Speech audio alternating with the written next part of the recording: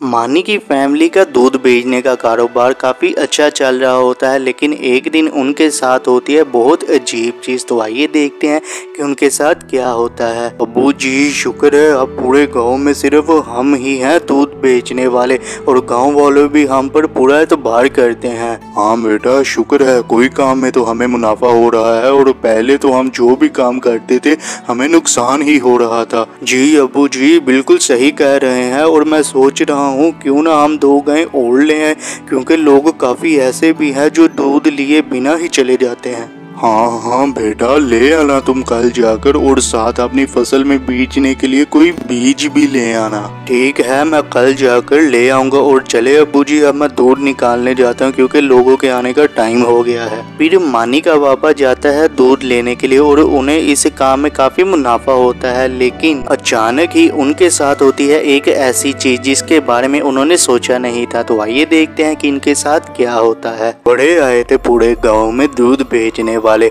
अब इनका कारोबार ही जला देता हूँ क्योंकि ना बचेगी गाय और ना ही ये दूध बेच सकेंगे। फिर वो उनके बाड़े में आग लगा देता है।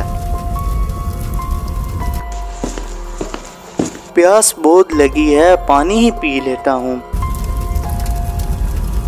ये क्या, बाड़े में तो आग लगी हुई है और ये कौन खड़ा हुआ है उधर? ओए कौन हो तुम, रुको उधर ही, कौन हो तुम? जैसे ही मानी उसके पास जाता है वो लड़का वहाँ से भाग जाता है और वो मानी अपने पापा और दादा को बुला लेता है। पापा जी ये देखे कोई बाड़े में आग लगा गया है और जब मैं उसे पकड़ने के लिए गया तो वो भाग गया। क्या ये कौन हो सकता है जो हमसे इतनी नफरत करता है कि हमारे बाड़े में ही आग लगा गया? चलो अब जल्दी से पानी लाओ, पहले ये आग बुझा ले। फिर ये सब मिलकर पानी डालने लग जाते हैं और आग को बुझा देते हैं, लेकिन उनके जानवर मर जाते हैं। अब्बू जी आपके ख्याल से ये कौन हो सकता है जो ये हद तक जा सकता है कि उसने इस मासूम जानवरों का भी नहीं सोचा? बेटा पता नहीं कौन हो सकता है ये, चलो अब सो जाते हैं, सुबह हम चौधरी के पास जाएंगे, वही इस बात का पता लगाएगा। मानी के घर वाले सुबह होने का इंतजार करते हैं और सुबह होते साथ ही वो चौधरी के पास चले जाते हैं, लेकिन मानी को पता चलता है एक ऐसी चीज जिससे सब हैरान हो जाते हैं। तो आइए देखते हैं कि ऐसा क्या होता है।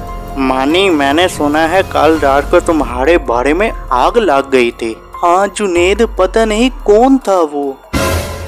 ये तो वही है जो कल वहाँ खड़ा हुआ था, चलो जुनेद उसे पकड़े जाकर। फिर मानी और उसका दोस्त उसे घेर लेते हैं।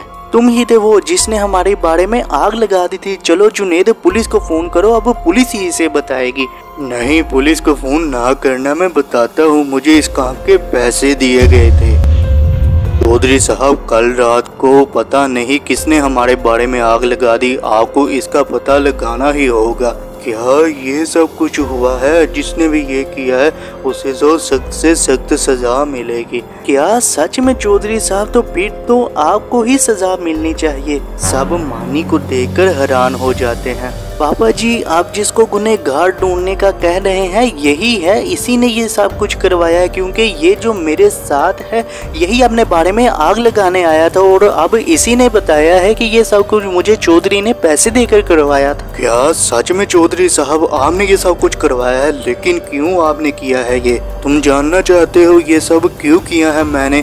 जब से तुमने दूध बेचना शुरू किया है तब से मेरे पूरे गांव में कोई भी दूध वाली दुकान नहीं चल रही, सब लोग तुम्हारे पास ही जाते थे, इसलिए मैंने सोचा ना बचेगी गाय और ना ही तुम दूध बेच सकोगे। बस इन चंद पैसों के लिए आपने उन मासूम जानवरों को मार दिया, लेकिन अब तो आपको पुलिस ही पूछेगी। मानी का पापा और मानी का दादा ये बात जानकर काफी हैरान हो जाते हैं कि ये सब कुछ जो भी हुआ उनके साथ ये चौधरी ने ही किया। उसके बाद फिर वो पुलिस को बुला लेते हैं और पुलिस फिर चौधरी को पकड़कर ले जाती है।